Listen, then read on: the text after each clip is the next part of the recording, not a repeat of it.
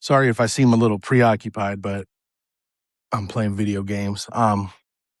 Japan just convinced actual lawmakers to figure out what to do about Pokemon cards. The country that invented Pikachu had to hold a meeting because cardboard got too expensive. And the part that should sting for Japan, they sat in that room and they were told a company in California decides what their national treasure is worth. Dude, imagine creating Charizard and finding out a grading company in Santa Ana, California sets the price.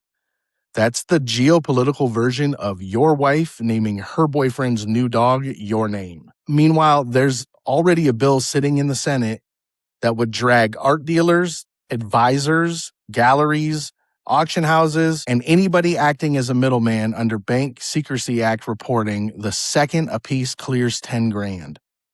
$10,000. That's a decent Kobe rookie and one bad decision at midnight. Nobody has to write a Pokemon law. They just widen one definition, and half the guys listening to this become financial institutions with compliance obligations, which is a very funny thing to say about people who store their inventory in a shoebox under their fucking bed. And where is the hobby during all of this? I'll tell you where. They're getting their financial guidance from a 24-year-old with a ring light who bought a mic 6 weeks ago and now has opinions about market cycles. And I know, I'm just a dude with a ring light and a YouTube channel telling you not to listen to guys with YouTube channels. The difference is I'm telling you to go read the damn bill. After that, go to the National, spend that weekend paying full comps or more to a dealer who's been quoting the same price since the peak. Stand in the middle of that convention center that smells like nacho cheese and divorce, right along with the dude wearing the Tommy Bahama shirt. I bet nobody in that building in Chicago has read a piece of legislation in their life.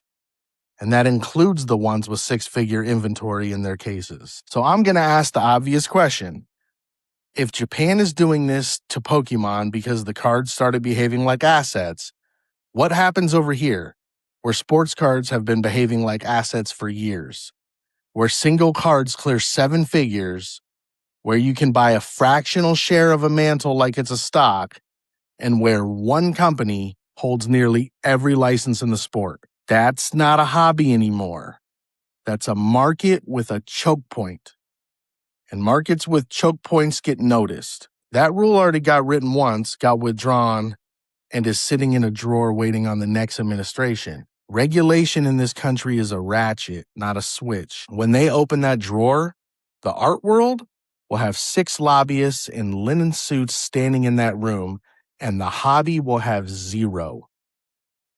Because our idea of political organizing is a shirtless guy screaming about allocation on a live stream at 2 a.m.